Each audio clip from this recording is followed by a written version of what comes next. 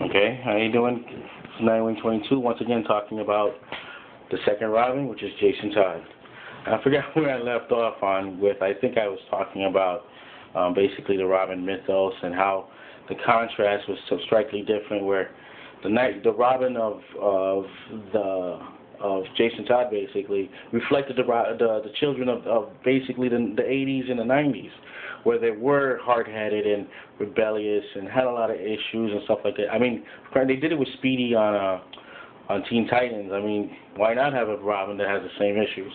You know, I mean, he didn't get into drugs, but at the same time, he was the badass. And that, I'm just trying to see if I'm all alone. But he was the badass of the Robins, and he did a lot of things that he wasn't supposed to do, and that caused him to get into a lot of trouble. But anyway, I wanted to go back and talk about some of the unknown and known things about him.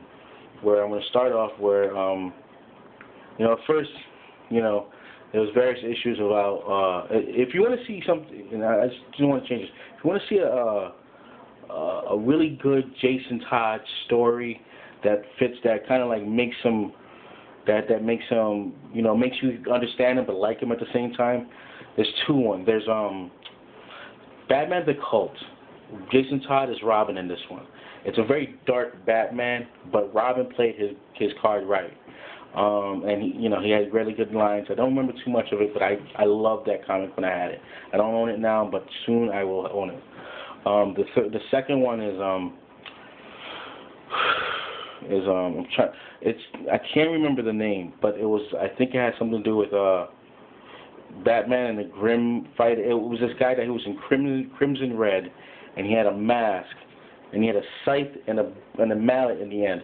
If you know what I'm talking about, I forgot the artist, but he was an English artist who drew for Excalibur. If you hardcore comic book artist fans know who I'm talking about, is that artist.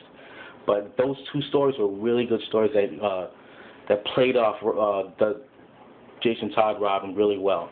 Where a lot of people just didn't like him. A lot of people didn't like the fact that he was sassy and he was badass and he talked back and he would jump the gun before Batman wants the gun to be jumped and stuff like that.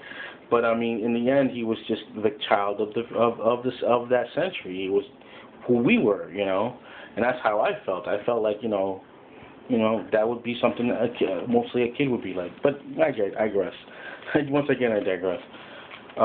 So what happened was, after a while, they had a thing called Death in the Family. And this is by Jim Aparo. Let me see, Jim Aparo is the artist, George Perez is, I think, the writer, and Jim Starlin. There's about a bunch of heads in there going, big heads just talking about the Death in the Family. And I don't like to really open my comics too much. But in Death in the Family, I'm going to say this again. In Death in the Family, I was one of the few who voted for Robin to be alive. And that's what I think Batmite would have answered. And I'll tell you why. But anyway, so Death in the Family basically talks about him, being, he runs after his mother, looks for her. Batman searches for him, but But I want to go back a little bit because there's something that I wanted to talk about before this occurred.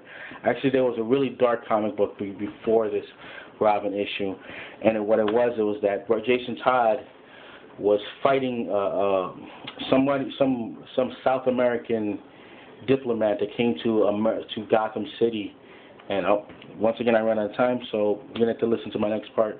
If you like it, once again, thumbs up, thumbs down, subscribe if you like, but please continue to my next one. This is going to be, I really like to talk about this round, so I'm going to talk about as much as I know, things I do and do not know. Thank you. Bye.